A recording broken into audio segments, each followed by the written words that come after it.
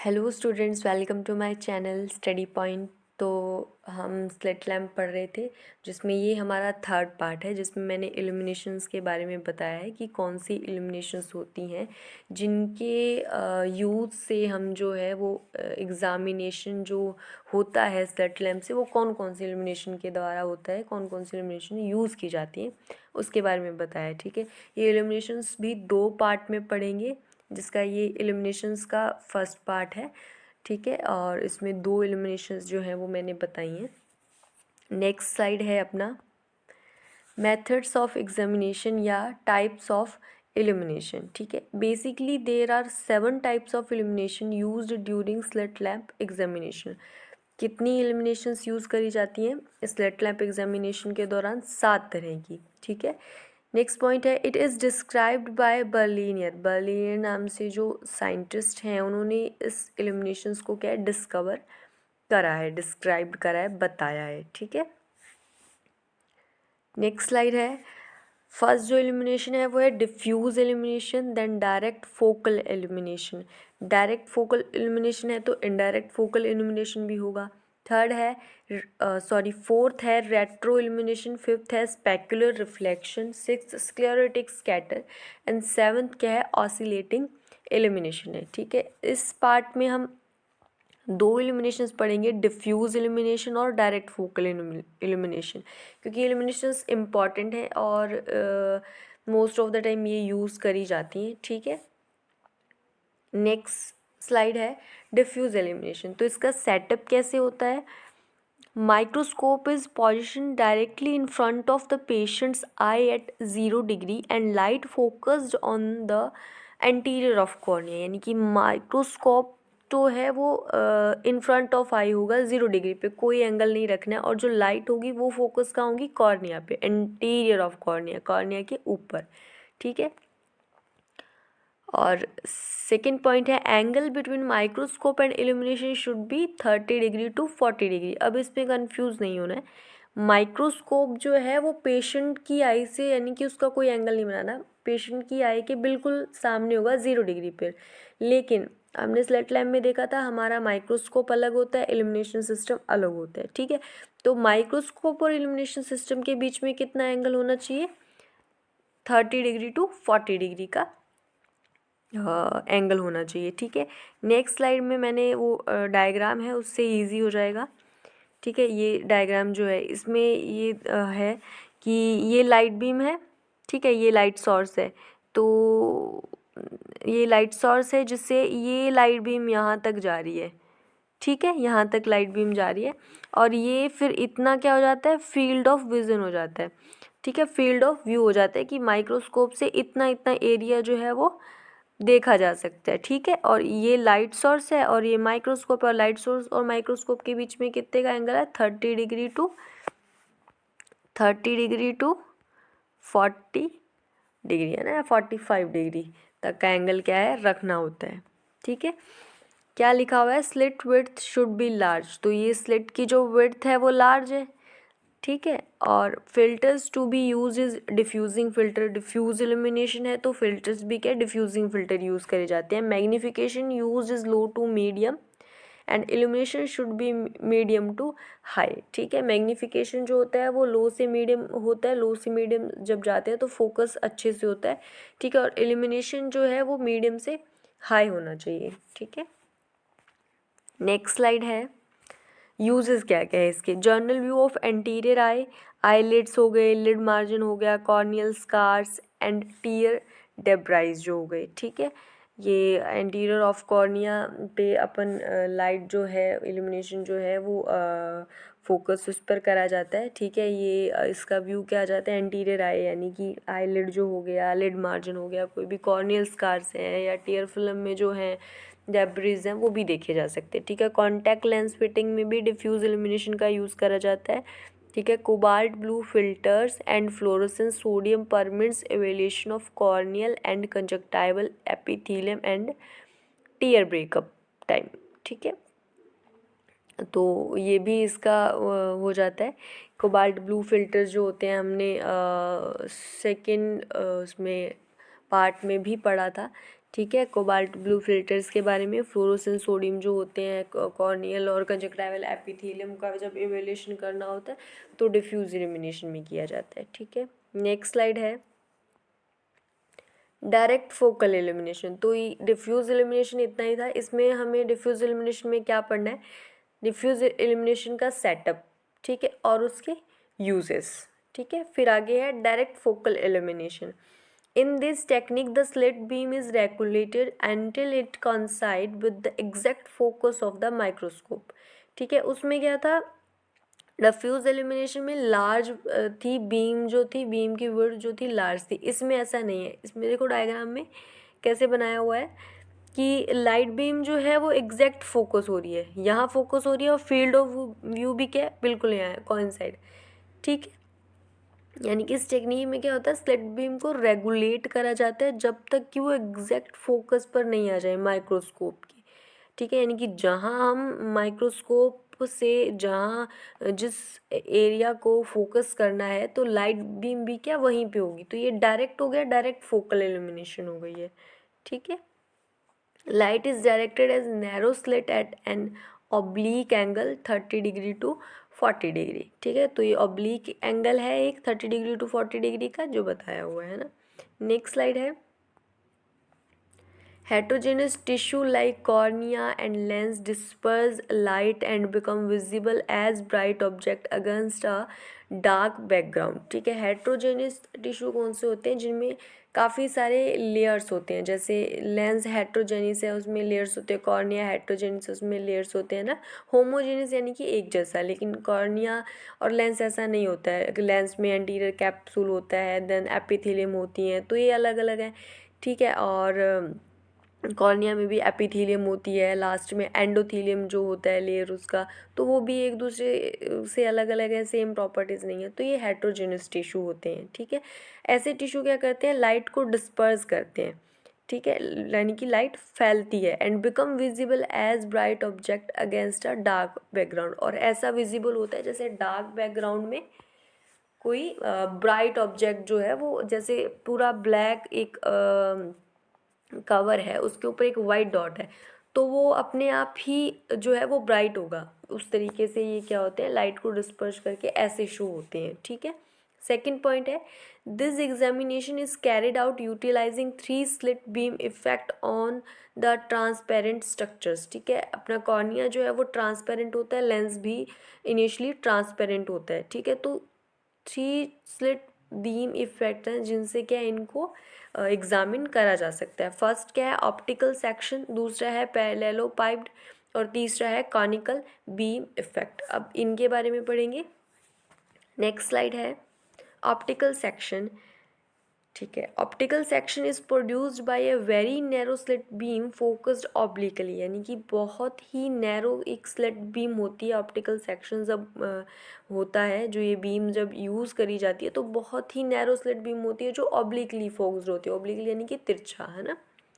तो first of all corneal optical section देखेंगे। ठीक है। सबसे पहले कॉर्निया के ऊपर क्या होता है, टीयर फिल्म होती है। तो tear film is seen as a bright interior most zone. तो ऑप्टिकल सेक्शन में टीयर फिल्म कैसे दिखेगी, एकदम ब्राइट इंटीरियर मोस्ट जोन दिखेगा। Then epithelium is seen as a dark line just behind the tear film. और tear film जो है वो ब्राइट है और उसके जस्ट बाद एपिथेलियम है, तो एपिथेलियम क्या डार्क लाइन जैसा दिखेगा। ठीक है। फिर उसके बाद में बोमन्स मेम्ब्रेन जो है वो भी ब्राइट लाइन दिखेगी। Stroma is focused as a wider granular and greyer zone. Stroma जो है वो काफ़ी थिक होती है, तो वो एक ग्रैनुलर जोन दिखेगा जो ग्रेइश लगेगा। ठीक है। नेक्स्ट है Descemet's membrane and endothelial layers are seen as posterior most bright zone. और डेस्मिड जो मेम्ब्रेन है और एंडोथेलियल है ये पोस्टीरियर में, तो ये पोस्टीरियर मोस्ट ब्राइट जोन ये दिखेगा। ठीक है। नेक्स्ट है यूजेस।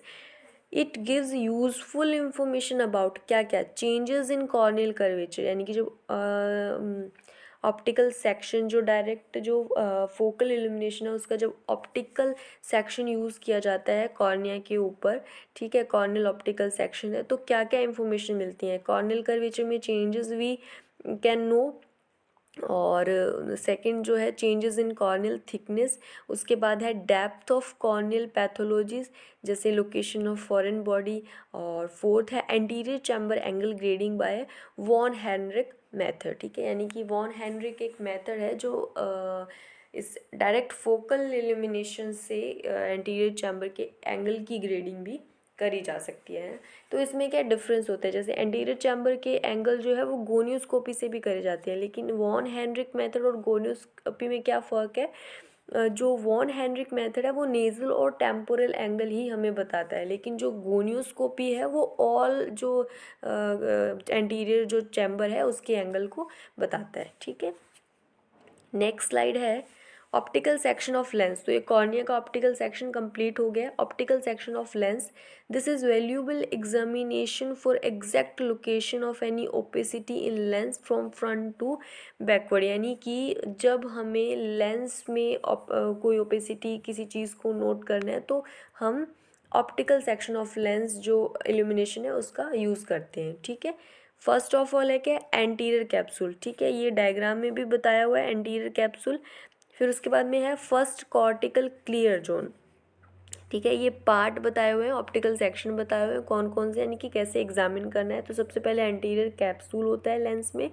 ठीक है, फिर उसके बाद में फर्स्ट कॉर्टिकल क्लियर जोन होता है। ठीक है, कॉर्टिकल मैटर्स होते हैं लेंस में, है ना, तो फर्स्ट कॉर्टिकल क्लियर जोन है।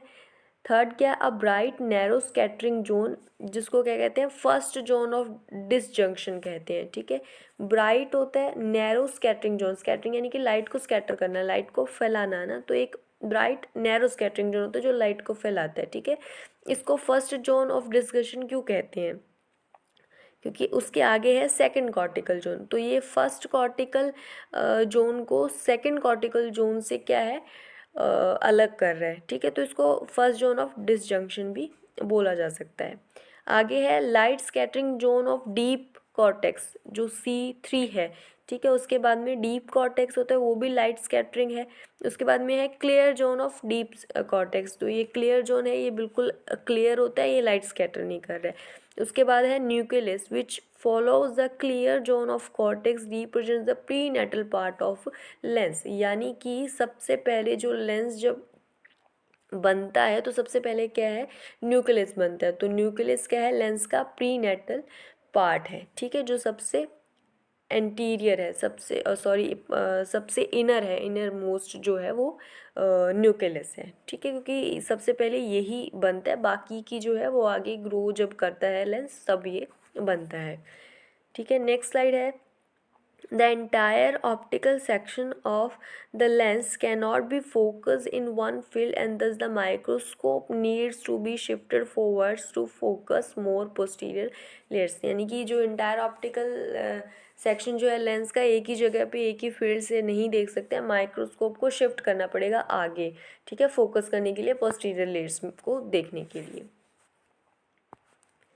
नेक्स्ट है पैरेललोपाइप्ड। अब हमने पढ़ा था कि जो direct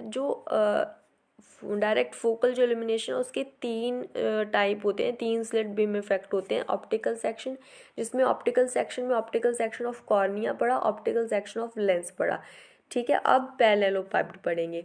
parallelepiped of cornea is observed using 2 to 3 mm wide focus slit. ये स्लिट जो दिखाई हुई है, ठीक है, जिसमें ये एपिथेलियल सरफेस है कॉर्निया का और ये एंडोथेलियल सरफेस है कॉर्निया का। ठीक है, और ये 2 to 3 mm वाइड फोकस एक स्लिट होती है जिसके थ्रू अपन क्या देख सकते हैं वो पढ़ेंगे।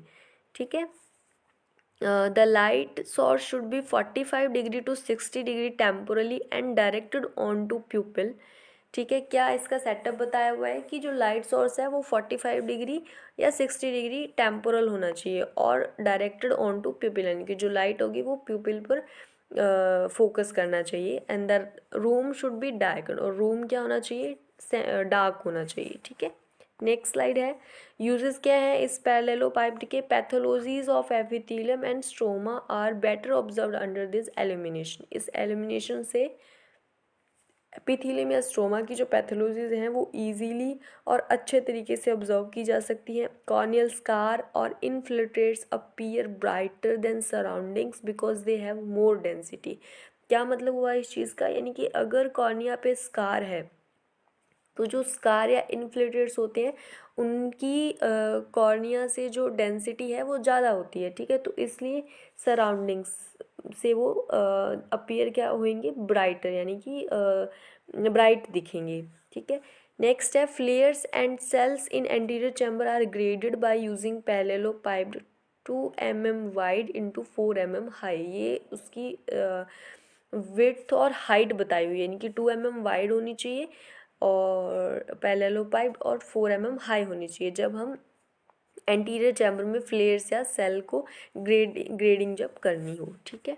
नेक्स्ट है the zone between the out of focus cornea and the lens is normally optically empty and appears totally black. क्या मतलब हुआ इस चीज़ का, यानी कि जो हम पैरेललोपाइप्ड हम यूज़ कर रहे हैं, ठीक है, जो फोकस हो रही है प्यूपिल पर, ठीक है, तो जो जोन है जो आउट ऑफ फोकस है कॉर्निया का और लेंस का, जो आउट ऑफ फोकस जो जोन है कॉर्निया और लेंस का, उसके बीच का जो स्पेस है वो क्या है, ऑप्टिकली एम्प्टी होता है, यानी कि उसमें कुछ नहीं होता है, ऑप्टिकली एम्प्टी होता है और वो एकदम ब्लैक दिखता है, ठीक है। अपीयर्स टोटली ब्लैक, यानी कि अगर वो टोटली ब्लैक है तो वो नॉर्मल है वो जोन।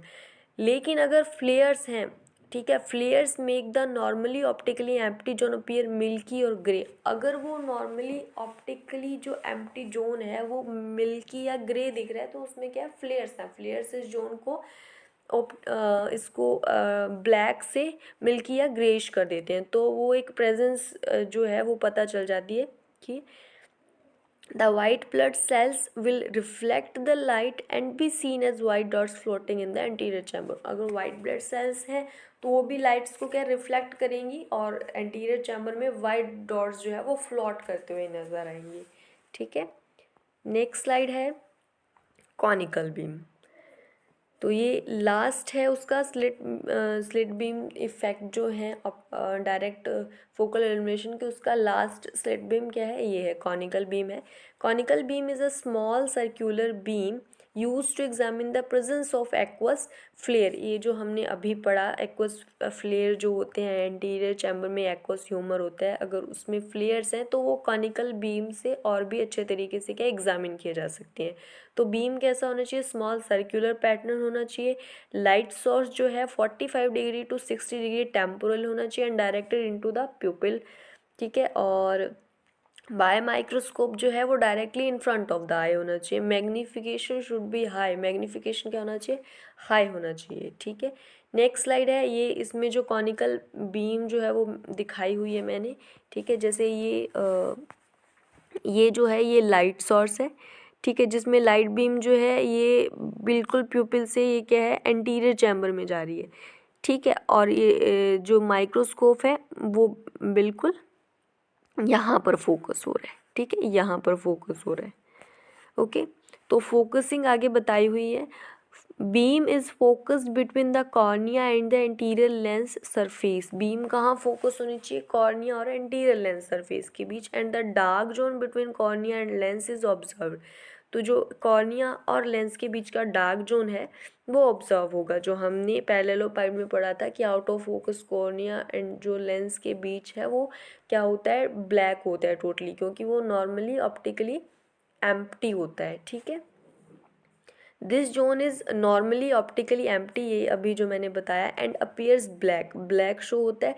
एंड फ्लेयर्स क्या करते हैं, फ्लेयर्स अपीयर्स ग्रे और मिल्की, ठीक है। And cells are seen as white dots, cells होंगे तो वो वाइट डॉट जैसे शो होंगे, ठीक है। नेक्स्ट स्लाइड है, इसमें ये बताया हुआ है डिफ्यूज इल्यूमिनेशन और डायरेक्ट फोकल इल्यूमिनेशन कैसा होता है, ठीक है। डायरेक्ट फोकल इल्यूमिनेशन जो है इसमें देखेंगे कि ये जो है ऐसा नैरो एक ऑब्लिकली स्लिट बन रही है और यहाँ पे ये जो है वो लाइट है, ठीक है। और डिफ्यूज इल्यूमिनेशन में ये पूरा एरिया क्या कवर हो रहा है, ठीक है। इसको ध्यान से देखेंगे, यहाँ पर ये लाइट बन रही है और ये यहाँ पे इल्यूमिनेशन जो है वो हमें शो हो रहा है, ठीक है। तो ये डायरेक्ट फोकल इल्यूमिनेशन होता है। डिफ्यूज इल्यूमिनेशन में लार्ज विड्थ होती है और ये पूरा एरिया ऐसे कवर होता है, ठीक है।